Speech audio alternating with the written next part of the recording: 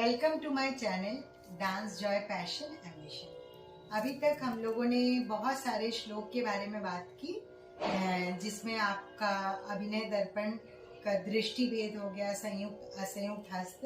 आज हम लोग बात करेंगे ग्रीवा भेद, शिरोभेद और देवहस्त। देवहस्त का उल्लेख इसलिए किया जाता है क्योंकि जब हम डिप्लोमा कोर्स में शब्दम और बीपीए में आके नटेश कौतुकम करेंगे तब देवहस्त का काफ़ी प्रयोग शुरू हो जाता है। इसलिए जो लोग बिगनर्स हैं, नया नया एडमिशन लिए हैं, उनके लिए ये काफ़ी उपयोगी है। तो सबसे पहले अब हम शिरोभेद का श्लोक अभिनय दर्पण के अनुसार और उसके बाद उसका अर्थ। विनियोग आपको डिटेल में बाद में पढ़ाया जाएगा क्लास में, लेकिन अभी सिर्फ मैं इसके कुछ प्रमुख प्रयोग के बारे में बताती हूँ। सबसे पहले जब हम शिरोभेद करते हैं तो ऐसे हमने कमर पे हाथ रख लिया, चाहे जिस पोस्चर में आप रहें, और इसका श्लोक इस तरह से होगा। समम उद्वाहितम अधोमुखम आलोलितं धुतं कंपितं च परावृत्तम् उक्षिप्तं परिवाहितम् नवधा कथित शीर्ष नाट्यशास्त्र विशारदे। अब अर्थ के बारे में इसकी बात करेंगे। तो अर्थ को एक स्टोरी की तरह से समझने की कोशिश करिए। समम अर्थात एकदम सामने की तरफ सिर रहेगा, जिसमें सर को न तो आप ऊपर उठा सकते हैं, न नीचे, न दाएं न बाएं। तो सामने नृत्य में कब प्रयोग किया जाता है? जब कोई ऐसा सीन हो या फिर कोई जिसमें ऐसा एक्सप्रेशन देना हो, जैसे कि हम प्रतिमा को देख रहे हैं या किसी चीज को देख रहे हैं, एकदम शांत स्वभाव, या फिर हम जैसे जप कर रहे हो, या फिर ध्यान है, फिर गर्भ, प्रणय, किसी भी चीज के अर्थ में इसको प्रयोग किया जाता है। अब उद्वाहितम मतलब सर को ऊपर की तरफ ले जाना। तो इसका प्रयोग हम किस अर्थ में करते हैं? आकाश को, चंद्रमा, सूरज, तारे, ऊंचे ऊंचे पर्वत और वृक्ष की शाखाएं, इन सबको देखने के लिए प्रयोग किया जाता है। अब अधोमुखम में सर को नीचे की तरफ किया, तो नीचे की तरफ करने में हम जैसे लज्जा प्रकट करने के लिए, खेद है, बहुत दुख है, कष्ट है, पीड़ा है, हम चिंता कर रहे हैं, तब भी हम सर को नीचे की तरफ करते हैं। अब आलोलितम में क्या होता है? सर को चारों तरफ घुमाना। तो सर को चारों तरफ तब घुमाया जाता है जब हम निद्रा में हो, अर्थात बहुत नींद आ रही हो, तो उसमें ऐसे घूमते हुए, फिर या फिर किसी ने मदिरा पान किया हुआ हो तो वो भी सिर घुमाता है। कोई भ्रमण के अर्थ में है तो वो घूम रहा है, तो इस तरह से वो सर को घुमाना है।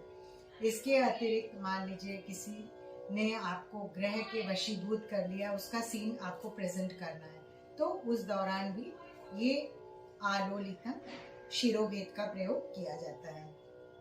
अब धुतम मतलब ऐसे घुमाना, मतलब मना करना, जैसे ना, नहीं, कोई चीज हमें पसंद नहीं है, फिर क्वेश्चन मार्क है, फिर मान लीजिए जैसे बहुत ठंड लग रही हो, उसका ये एक्शन दिखाना हो इस तरह से, या फिर कोई बात जो हमें दुखी कर रही है, कोई विवाद है, या फिर किसी को बुखार है, इस तरह के सीन को या इस तरह के नृत्य प्रयोग में इस शिरोभेद का उपयोग किया जाता है। अब कंपितम च मतलब किसी को बुलाना, सुनो, यहाँ आओ, इधर आओ, इस तरह से।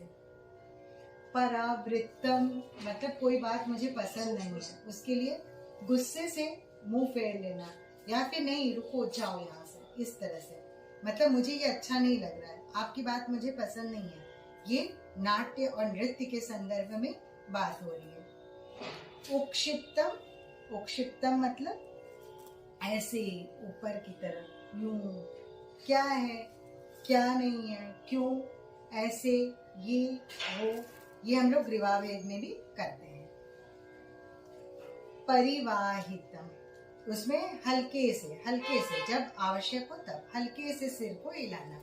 ये किसके संदर्भ में? नृत्य में जब स्नेह हुआ, प्रेम हुआ और फिर वियोग का कोई सीन हो, उसके संदर्भ में हम इस तरह से परिवाहित सिर का प्रयोग, हल्के से सिर को हिलाना, इसका हम प्रयोग करते हैं। अब ग्रीवा भेद। ग्रीवा भेद का पहले श्लोक अभिनय दर्पण के अनुसार, उसके बाद इसका अर्थ। ग्रीवा भेद में सुंदरी च तिरश्चीना तथैव परिवर्तिता प्रकंपिता च भावगेया ग्रीवा चतुर्विधा। यानी नाट्य शास्त्र के आचार्यों के मतानुसार ग्रीवा का प्रयोग 4 होता है। अभिनय दर्पण पुस्तक में लिखी गई है। इसके अतिरिक्त ग्रीवा का प्रयोग अन्य तरीके से भी किया जा सकता है, लेकिन यहाँ पे जैसे जैसे हम बोल रहे हैं वैसे वैसे ग्रीवा का संचालन इसलिए नहीं कर रहे हैं क्योंकि नृत्य में आवश्यकता के अनुसार इसको थोड़ा बहुत परिवर्तित करके प्रयोग में लाया जाता है। अब सुंदरी का प्रयोग कैसे होता है? जैसे दाएं बाएं, इधर उधर देखना, ये किस में होता है? ये जब श्रृंगार रस का कोई अभिनय हुआ, जैसे मान लीजिए आपने हाथ इस तरह से किया हुआ है, या फिर कोई हास परिहास का टॉपिक है, तब हम सुंदरी का प्रयोग करते हैं। अब तिरश्चीना में कैसे होता है? सर्प की तरह ग्रीवा का संचालन। तो वो जब ऐसे हम गर्दन नहीं हिलाएंगे, जब इसमें नर्तक या नर्तकी जब इसका प्रयोग करेंगे तो वो सर्प की गति को दिखाने के लिए, तलवार को दिखाने के लिए तिरश्चीना का प्रयोग करेंगे। परिवर्तिता में क्या होता है? जैसे हमने शिरोभेद किया था वैसे ही परिवर्तिता में ऐसे गर्दन को नीचे से ऊपर की तरफ ले जाना। ये अर्धचंद्र की भांति गर्दन का संचालन होगा ऐसे करके। ये किस में प्रयोग किया जाता है? लास्य के अर्थ में। जैसे लास्य संबंधी कोई अभिनय है, प्रेम प्रसंग है, श्रृंगार रस है, तो उसमें हम इसका प्रयोग करेंगे।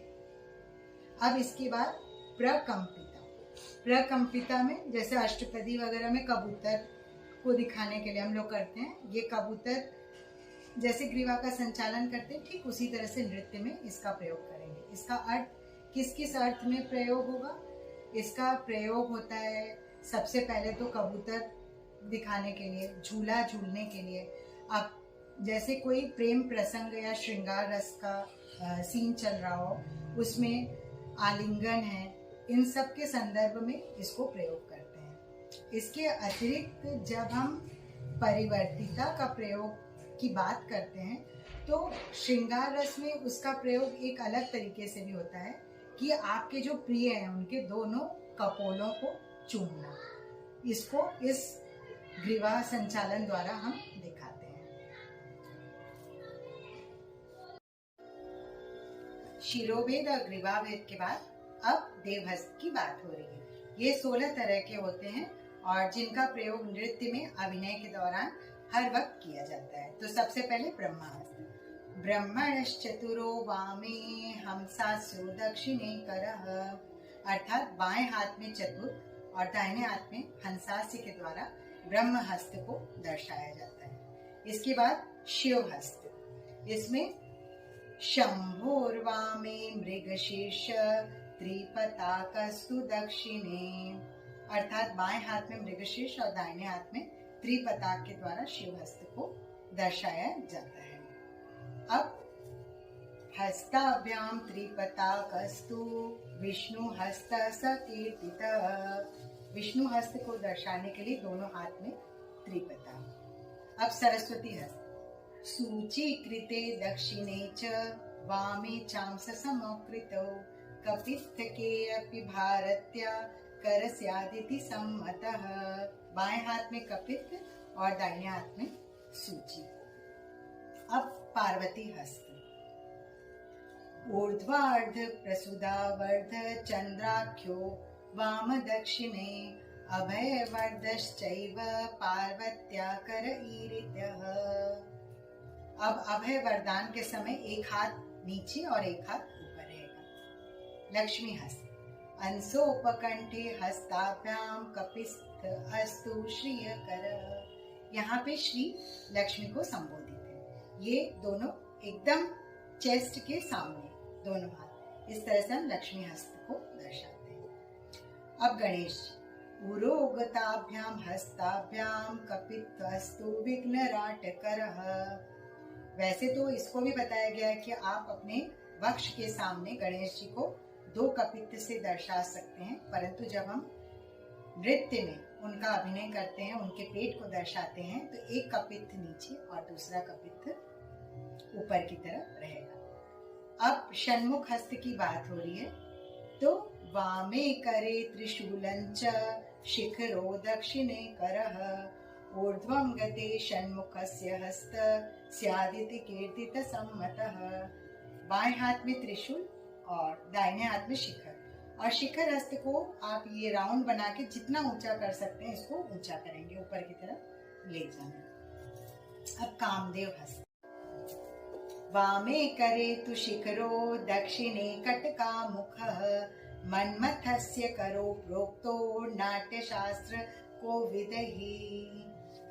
अर्थात बाएं हाथ में शिखर और दाएं हाथ में कटका मुख के द्वारा कामदेव हस्त को दर्शाया जाता है। अब वरुण हस्त की बात हो रही है, उसका श्लोक इस प्रकार है।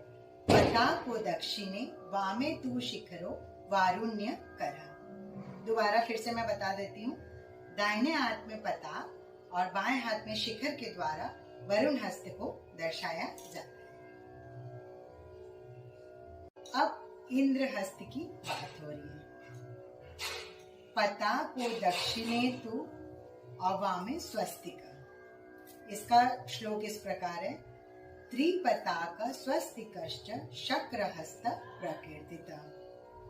इसके बाद अग्नि हस्त को दर्शाने के लिए दाहिने हाथ में त्रिपताक और बाएं में कामधुल। इसका श्लोक इस प्रकार है। त्रिपताको दक्षिणे तु वामे कांगुल हस्तक अग्नि हस्तस्य विज्ञेय नाट्य शास्त्र विशारदे।